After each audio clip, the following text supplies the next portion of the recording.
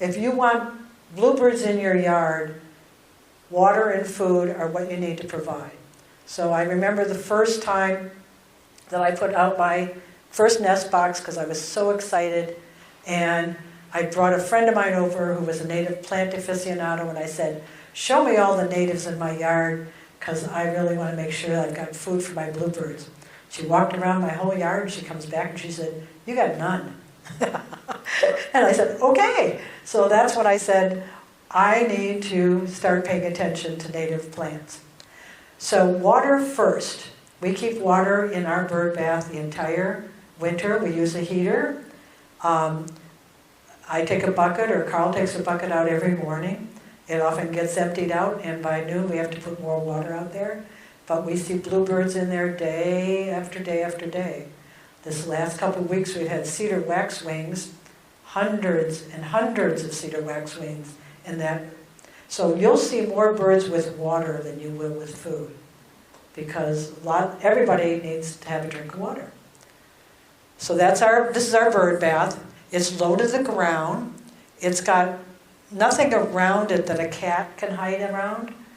And there's the heater that's sitting in there. You can see Carl is one of the most clever people in the entire universe. He's got a drip, little copper pipe here, that it drips water, or we can fill it with, and that connects to a hose that's down to one of our hose outlets. One of these days he's going to do a little design on that. Carl? Okay. But yeah, you can, this was not but I've had this many bluebirds sitting at my bird bath in the winter. It's possible. This is not a picture of my bird bath. Now food. Insects in the summer we talked about, no problem at all. But what are they going to eat in the winter? Fruit. Berries. Seed. Cedar berries. And here's some of the native fruit-bearing shrubs and trees. Some of these are on our Virginia Bluebird Society website. If you want to, I'll pause here if you want to take a picture, if any of you've got your camera. So these are some red cedars, chokeberry, dogwood, elderberry. Hackberry is a tree. Sassafras is tough to come by. Serviceberry, sumac, Virginia creeper. Those are some of the things you can put in your yard. Winterberry, blueberries. So we have, every Earth Day, we give away trees and shrubs at Old Mill Park. This year it's on April 20th from 11 to 4. We're giving away dogwoods, elderberries, persimmons, pawpaw, spice bush. Those will all have your berries on them for your birds. So if you're around, we give you up to 5. Find a place in your yard to tuck them in, and that's going to be good. But that's going to, and American holly is one of your best berry wood trees.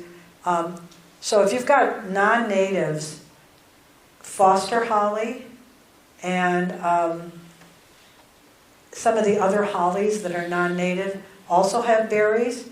Birds will be attracted to them, but different berry bushes get sugar different times of the winter.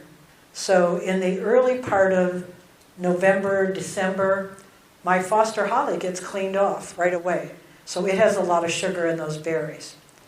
My American holly, which is a much bigger tree, the birds wait until there's been some hard frost and the sugar starts developing. I just put in a small American holly in my yard. It's called a Miss Helen. It only gets about 12 feet tall versus a regular American holly gets about 35 feet tall. So if you don't have room for an American holly, you might have room for a Miss Helen, which is only going to get 12 feet tall, and it still gets berries on it. Same with chokeberry. You can get the black chokeberry, which gets much bigger than the red chokeberry. Red chokeberry only gets 3 to 6 feet tall. Same with winterberry.